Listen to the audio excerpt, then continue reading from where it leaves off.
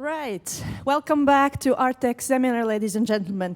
Our next talk is about lessons learned from year of Unreal Engine 4 AAA development by Ari Arnbjörnsson. He is a lead programmer at Housemarque, and besides being a veteran in the gaming industry, he is also organizing various events and meetups for fellow developers. One of the latest and quite successful ones is Games Helsinki conference. Please, big welcome to Ari.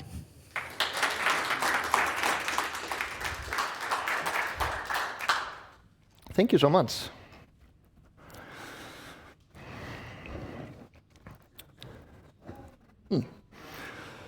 So yes, welcome to Lessons Learned from a year of Unreal Engine 4 AAA development. A heads up, you can actually get these slides right now by going to bit.ly/scaling UE4. It's got the speaker notes and everything. I'm Ari Arnbjörnsson. How about we start this presentation with an introduction? And I believe this talk is going to be online also. And if you're watching this online, I'm sorry. I don't look good on the screen. I look much better in person. I'm a lead programmer at Housemarque working on our first AAA title. I've been making games professionally for over a decade, where I started making social games for Facebook, which was all the hype at the time and the future of gaming. And then I moved on to free-to-play mobile games, as that was the future of gaming. During those times, I was making Angry Birds games for almost 5 years, but now I've gone into console and PC game development. I've now been using Unreal Engine 4 for 1 year, and during the time, I've learned a lot. And I'm going to be sharing those learnings with you today. But first, let's start with Housemarque's journey to Unreal Engine 4. Housemarque is the oldest game company in Finland, and as such, we made quite many games. What all of our games before Matterfall have in common is that they were all made using our own custom engines. But using our own engines, well, they had some drawbacks. For every game, we needed to rewrite some parts of the engine. We were also reinventing many wheels that had already been sold by other solutions. We needed our smartest coders constantly on the engine, which meant that they could not be working on gameplay. For every new platform we needed to support, we needed to do extra work. And our content team also had lackluster tools to work with, especially in the beginning. And we couldn't ramp up production with content until the engine was up to speed, which meant it might take us up to a year or more before we could start working on the actual game. Which brings us to Matterfall, our first game using Unreal Engine 4. The team didn't have many programmers, but the ones it did could work directly on the game. And the designers could start prototyping immediately using Unreal's tools. Another pro is that when hiring, new developers could be pre-onboarded if they knew Unreal Engine already. Our last arcade game, Next Machina, got great score and many awards, but it didn't sell well. Making arcade games wasn't working for us anymore, it just wasn't paying the bills. It actually prompted our CEO to publish this article titled, "Arcade is Dead." It was clear we needed to pivot, so we moved on. We decided to go bigger and better, and we started 2 projects. A smaller team working on Storm Divers, an online shooter, and our first AAA game, for which we scaled up quite a bit for, personnel-wise, and I'm the lead programmer on. Since we're scaling up, we have to pick our battles. We do not have the time and resources to make an engine that doesn't contribute directly to making a game. We need a lot of content. We need the whole team to be able to start working from the start. We don't have the luxury of spending a year or more on just getting the tech up to speed before development can start. And we need to find our focus. Are we making a game, or are we making an engine? Netflix decided to offload all of their cloud development to Amazon's AWS because they wanted to specialize in making Netflix, the experience, and the content. There already was someone who specialized in cloud, and they did it better and cheaper. So we decided to have Epic specialize in making the engine, which they've done for over 20 years. And now we're using Unreal on all of our projects. And we've learned a lot of lessons working with Unreal, which brings me to the first big lesson. A third of the talk is dedicated to this one lesson, so it's quite a big one. References. So this is the first hard lesson teams working with Unreal will learn when scaling up. And the earlier on in the project you start doing this properly, the better. It can be very tedious cleaning up older projects. How many of you are already using Unreal Engine 4 to make games, any kind? Okay, so about 1/3 of the room. How many of you are already nodding or know like what this is about, what I'm going to say? Okay, I got a few yes. So for you, hopefully you'll learn something new. For the rest, enjoy. Let's start with an example. Let's say, can you see this, by the way? Just fine. Yeah, okay. Let's say when I press spacebar, I want to spawn a player character. So we make a small blueprint that just does just that. And this is actually how most game prototypes start. And we test it, and great. Oh, super easy, wow. And the character spawned exactly when I pressed space. Oh. Exactly when I pressed space? That was fast. Looking at the time I pressed space and when the character's begin play was called, we can see it even happens at the same millisecond. Okay. Well, the thing is, Unreal does a lot of things for you.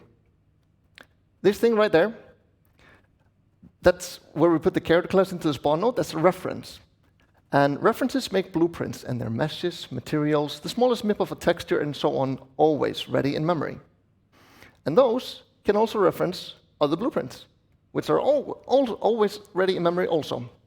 So you might ask, just when do all of these things actually load? With the map. It loads everything referenced, assets, their assets, etc. The good thing is, everything is always loaded and ready to spawn. The bad thing is, everything is always loaded, even if you're not planning on spawning it. For many assets, well, this is actually how we want things to work. But well, let's look at one example where this can be bad for us. Let's say we have a weapon chest that can spawn any of these weapons when you open it. Okay.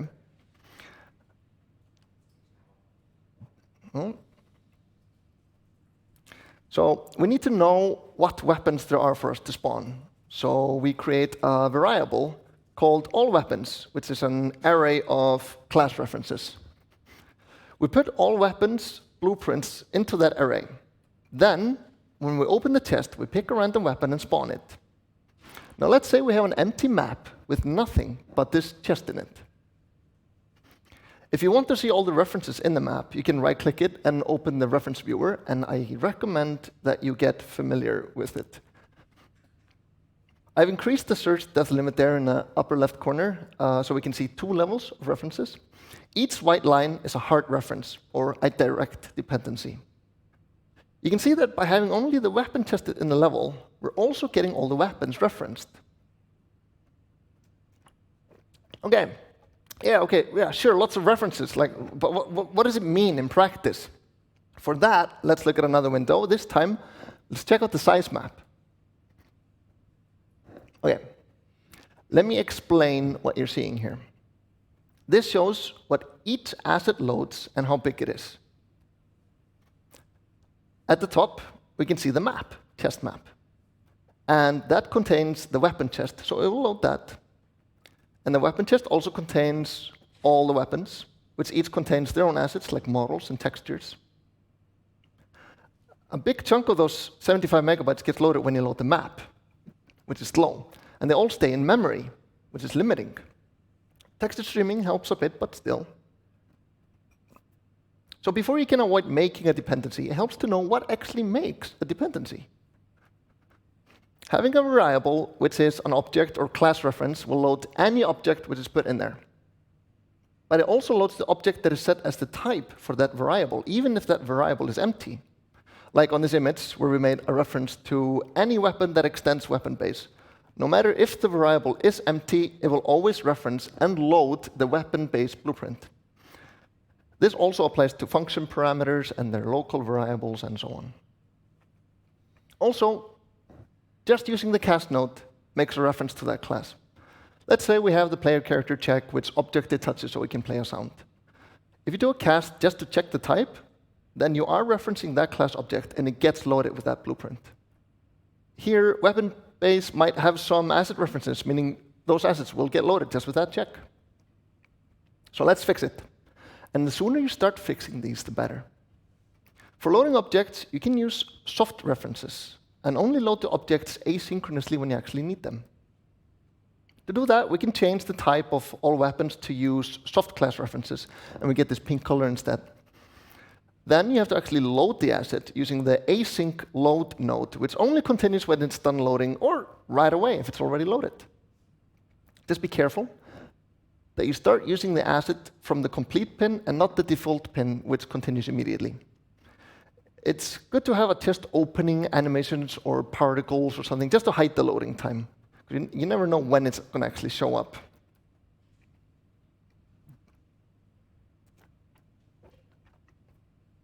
Now if you check the weapon references, they've all turned purple, which means that they're a soft reference and won't get loaded unless you explicitly load them yourself. Except the weapon-based blueprint, for some reason. And if we check the level size map, we can see that, yes, all the guns are no longer loaded, except for the base. There's a reason for that. When we make a class reference variable, we usually want to make it some base class type, like base weapon. So we can be sure that we'll only get weapons that are children of that blueprint. It's a good practice, but a soft reference of some base type makes that base type a hard dependency, meaning it will need to load it. There's a few ways to get around that. One easy way is to simply make the base blueprint very lightweight with no references to other assets. One bad thing about that is that you can never be fully sure that it won't get dependencies later on, especially on big projects with lots of developers. Another one is that sometimes you do want the base blueprint to have some assets in it, which is perfectly valid and often a good practice. So a better way would be to use a native C++ class reference instead. You could just use actor as the base type. But then we lose the ability to filter the weapon blueprints only. To solve that, we can make our own class. Simply click Add New button and select New C++ class, have actor be the base class, and we'll name it Weapon Base. Then, in the Weapon Base blueprint class settings, we parent it to our new Weapon Base C++ class. And finally, we change the chest's weapons array to be of the C++ class type instead of the blueprint one. Now, if we check the level size map, we're only loading in about 3 megs. That's down from 75 megs previously. Faster game load and less memory hogged. Awesome. That's mostly it for loading assets. For already loaded and instanced objects, instead of using casts or variables of certain type, you can also use blueprint interfaces.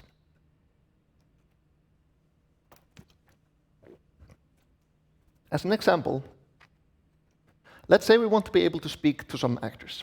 We have NPCs that can speak to us, so they have a speak function.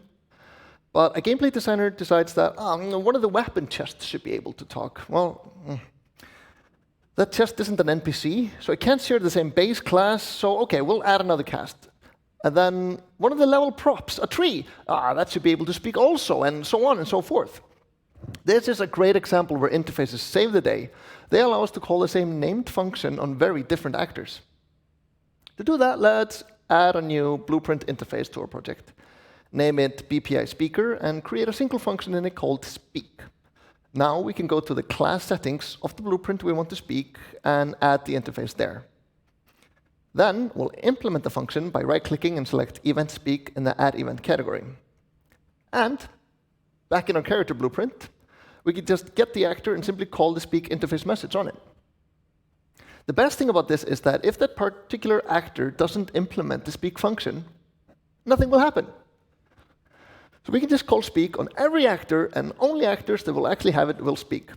I hope, though, after all of this, I haven't made you scared of using any kind of references, because references are your friends. Don't try to get around them by having plain string references or something, and there's a few reasons for that. Unreal uses the references to know which assets to package when you build your project. Unless your asset is a primary asset, like levels, it won't get packaged unless it is referenced. It keeps the size map honest. The size map uses the asset registry to see what references what, and you need a correct size map to help debug what's loading when. Unreal checks if anything is referencing assets that you try to delete. If nothing uses the assets, it's fine to delete. And when you move assets, if anything references the asset, it will create a redirector for you.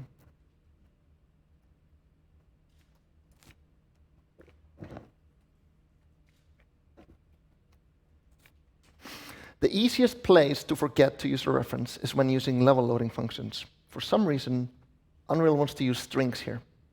There's 3 bad things about this. First, we lose out on all the benefits of the references that I just listed. Second, it opens you up for mistakes if you mistype a level name. And third, it allows you to use only the short level name instead of its full path. And when you do that, it has to search for the level before opening it. And Unreal doesn't keep a list of levels. They're just assets.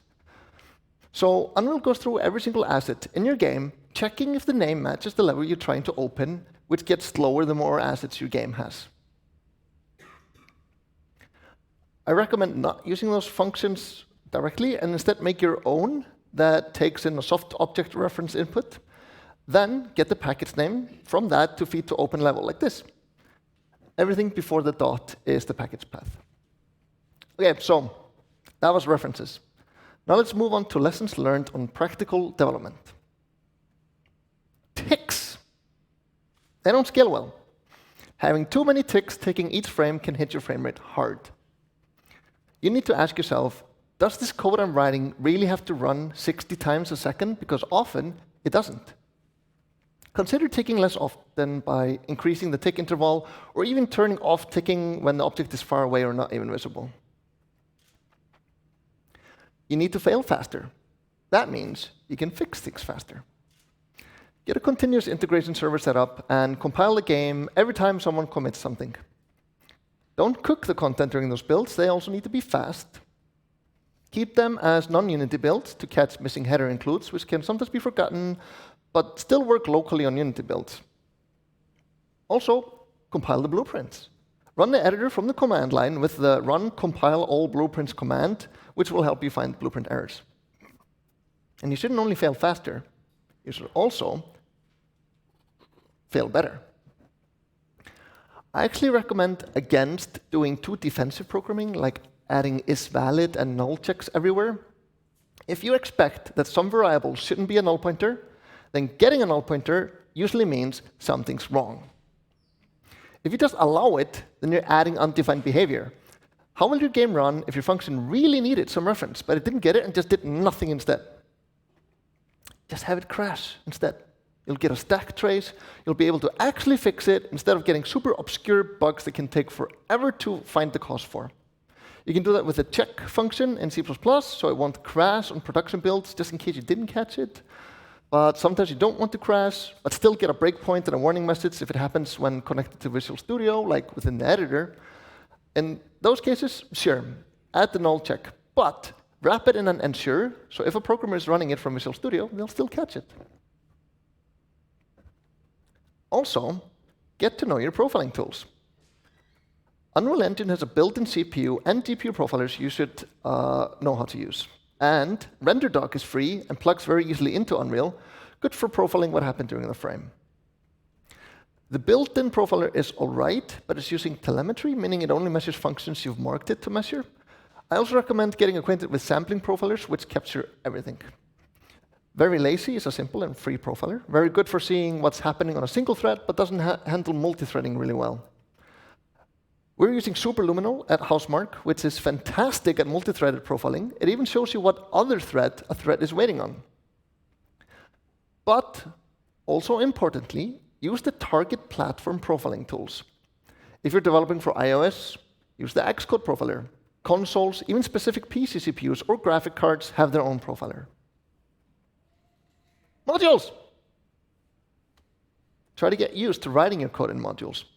It makes compilation a bit faster by improving linking time, but one of the best reasons to use it is that it encourages loose coupling, which makes your code reusable by default, which is great if you're planning on making more games.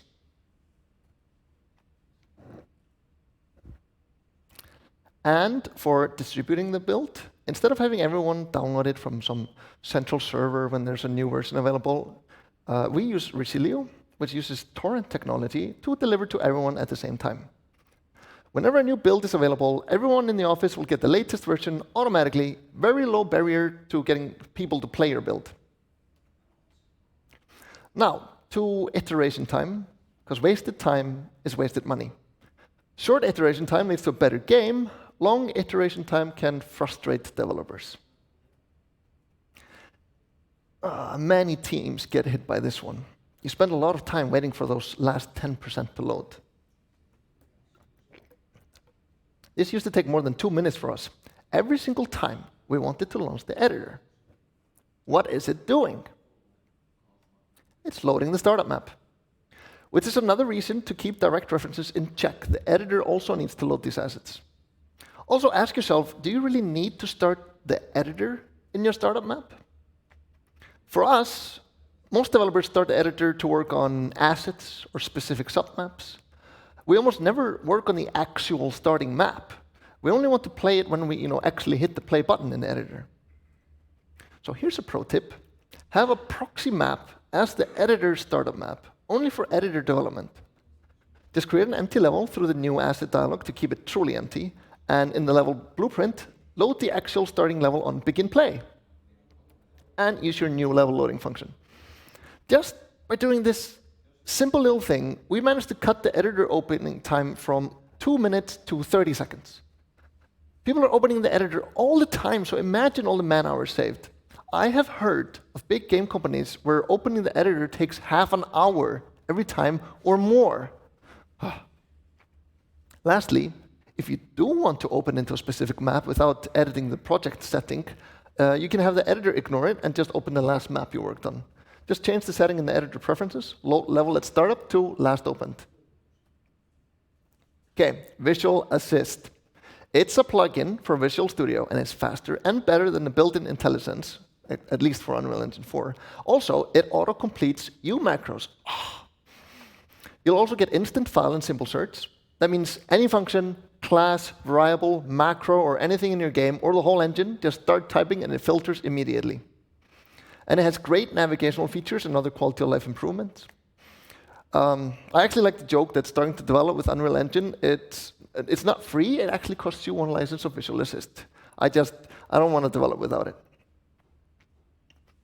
One of the biggest slowdown to iteration time is code compiling. So we should do everything that we can to cut that down. And to do that, I have 3 tiers for compilation, starting with the fastest. Tier 1, Live++. Usually only takes a few seconds, and depending on your code structure, even less than a second. It is included for free with Unreal 4.22 onwards, so there's no reason for you not to use it. It's only good for changing the body of functions right now, though. It doesn't work yet with anything in header files, really. It also doesn't work if you change U macro, since it doesn't run the reflection generation. But Epic has said that they're looking into supporting those, though. But if you do need to edit any of those, you should instead use Tier 2, Hot Reload, by pressing the compile button in the editor. It's a bit slower, can take a few more seconds, up to minutes. It is faster with non-Unity builds, though. And for adaptive Unity builds, it's very fast after the first hot reload, where it moves the file you worked on out of the Unity build. And sometimes, you might screw something up where it doesn't succeed, in which case you can just use Tier 3. Visual Studio Compile, where you just close the editor and compile and run it again from Visual Studio. It's the slowest method, especially because you need to start the editor again, which is why it should be your last option. Compiling C++ code is very slow. But it uses multiple cores very well, so we need to take advantage of that. One option is to just throw more hardware at the problem. You can give each programmer a beefy multi-core CPU, but well, that can turn out quite expensive. And you probably also want to do that for everyone working with shaders, adding even more to the cost. The thing is, you will reach maximum gains immediately with no room for more. which is why I prefer the second option, to distribute the compilation. And this is what we do at Housemarque. We license Incredibuild for all coders and shader developers on the project. The best thing about it is that it scales better and better the more people we have on the project. I often have Incredibuild using 150 cores when building. It's also very efficient, as it only uses idle cores on people's machines, and you can always add more dedicated horsepower to the network by having beefy, dedicated build helper server. It's not free, it still costs money, but it pays for itself multiple times with all the time saved. There are free alternatives out there also, like Fast Build, and I did hear that in a very recent Unreal Engine version it got better support, but it's not as tightly integrated as Incredibuild, which works out of the box. Using Incredibuild at Housemarque means that we can do a complete rebuild of the whole engine, game code, and plugins in 10 minutes. And I mean, you shouldn't need to do a full rebuild that often anyways. Okay, on derived data cache. It's usually a local folder on your computer where Unreal stores the generated versions of your assets. Usually everyone generates their own, but an asset always gets generated the same way by everyone, so you could all just use the same folder by setting up a shared folder on your local network and make sure it's fast. Now, as soon as it's generated by one developer, it can just be directly downloaded by others. You can also populate it from a build machine at night to make sure everything is ready when people come in the morning, especially if you're doing some other automatic generation nightly. Okay, on to version control.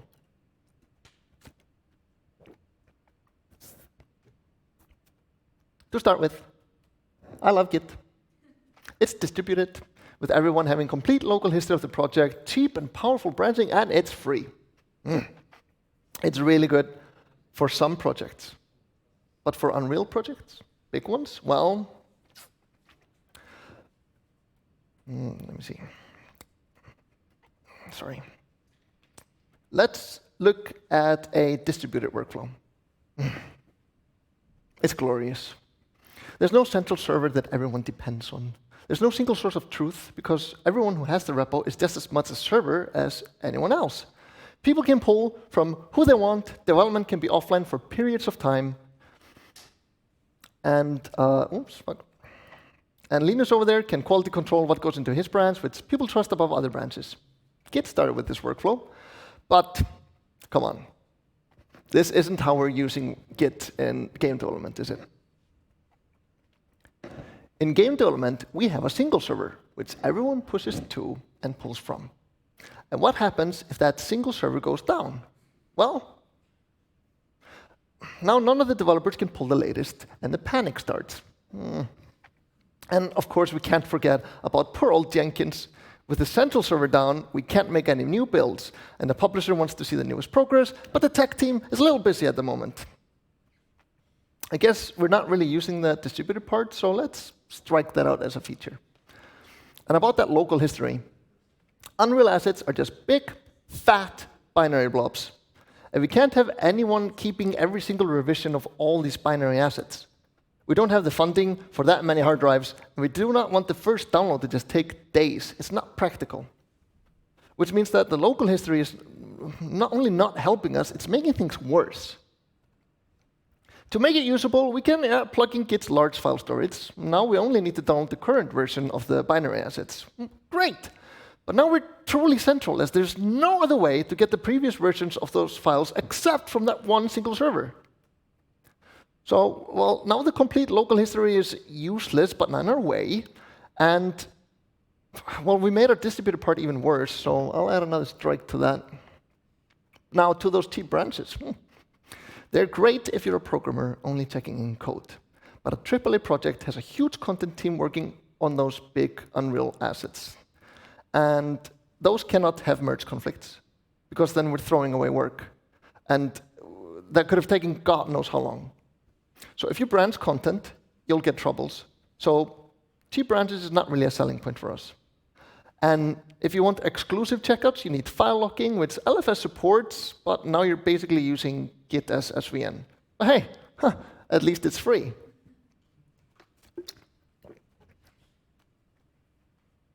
Except when a bigger team starts working on Git with its default workflow, your graph starts looking a little bit like this, which makes it impossible to follow, and your history is basically meaningless, because a third of your commits are merge commits, merging the main branch back into itself, which makes what you committed drown in the ocean of changes your merge brought from everyone else from the team. And your lead starts screaming about these foxtrot merges ruining everything, so the team gets a rebase-only policy, and with a custom pre-receive hook on the server that just plain denies your commit if you didn't do it properly, with master as the first parent branch, which confuses everyone who isn't a senior coder, because now everything is upside down as you get a merge conflict, and theirs is ours, and ours is theirs. And since you're now rewriting history as if there never was a merge conflict in the first place, you lose history on how the merge was solved in the first place, and God help you if you screwed up, and now you have to go back in time with a ref log with only some selected smart people on your team can do right, and all of this takes a lot of time and effort with not only teaching everyone this convoluted process, but solving the mess it can create, and time isn't free. People are using a difficult-to-work-with source control for none of its benefits, basically using a hammer to screw in a light bulb. So I have to say, well, I still love Git for personal projects and programming only, but I don't love Git with Unreal Engine game development, and I recommend against it. So we were using a mixture of Git for code and SVN for assets, which had its own problems, so we moved away from it. We did consider the industry standard Perforce, but it's very expensive. We were already on a tight budget. And that's when we found Plastic SCM. Plastic had a very acceptable price. It's still not free, though. If you need something free, then SVN is also a good choice. Yes, really, for Unreal, SVN is a better choice than Git. It has two different clients for different workflows. The normal one for coders and power users, and Gluon, a simpler client, which also allows you to check out specific assets and to commit them without having to have the whole workspace up to date. It handles sub-repositories like a pro. Some of our developers don't even know that we have a repository split into almost a dozen sub-repos. You can branch and merge, and it will all be handled behind the scenes. And my favorite feature, it has amazing merge support. When you click a merge commit, it will show you what changes came from where for a merge, and separately what changes happened that didn't. Very nice for visualizing conflict resolutions. It's not perfect, though, especially their code review tools, but I've seen a preview of what they're working on to fix it, and it looks very exciting. OK, that's mostly it. So to summarize, yes, I have lots of gray hairs for my age. I get a new one every time someone asks if it's my natural hair color. If you have the means and manpower to make an engine, great. Otherwise, I'd recommend you pick your specialization. Unreal references are powerful, but with great power comes great loading times and memory hogging. Oh, use them correctly. Tick less. There's no shame in it. Fail faster, fail better. Get to know your profiling tools. Use modules when you can. Your code will be better for it. Figure out an easy way to get built to your team. Iteration time is paramount. Reduce it where you can. Do yourself a favor and get yourself a copy of Visual Assist. Use the 3 tiers of compilation and get rules, but not with UE4. Consider more game dev-friendly tools like Plastic or Perforce or SVN, even which is free. OK, and just before ending, wait. As a reminder, you can download the slides from the link in the upper left. It also has speaker notes. And if you don't feel like asking me questions in front of a crowd, you can also talk to me afterwards. You can also just send me an email to are@housemarque.com. I want emails. Oh, I don't get emails anymore. We only use Slack at work, and no one emails me. Reach out. I'll answer. And you can find me on social media at Flassare. I'm on most of them.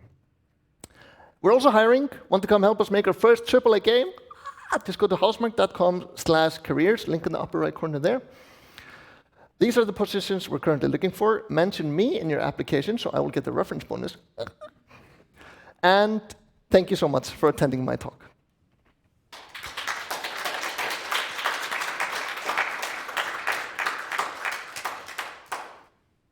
Thank you, Ari. Any questions or comments from the audience? Here we have one. Thanks for the talk, Ari. And I had a question about blueprints. You could guess that, but question is, you said you're using a lot of those profiling tools that come with Unreal and some custom ones. Yeah. How do you profile blueprints? With the blueprint profiler, or do you have something special for that? It's hard. Like we put a lot of our hot paths into C++, and usually we don't get a lot of info from the blueprints, like which blueprints being run. But usually we can tell which C++ class called the blueprint function. After that, it goes into blueprint land. And luckily, most of the time, we have very specific C++ functions calling back into the blueprints, so we can usually tell which ones. But yeah, from the code profiling, we're not getting a lot of blueprint information. So I'm sorry. Any other questions? Comments? So all clear as a whistle. Mm. Yeah. You can also ask me afterwards, which Exactly. I think Finns like to do more. Yeah, and it is getting kind of late. So yes, thank you so much, Ari, and thank you everyone for attending this seminar. It was a great pleasure to have you here once again at Artec Seminar and Assembly 2019. Thank you. Thank you.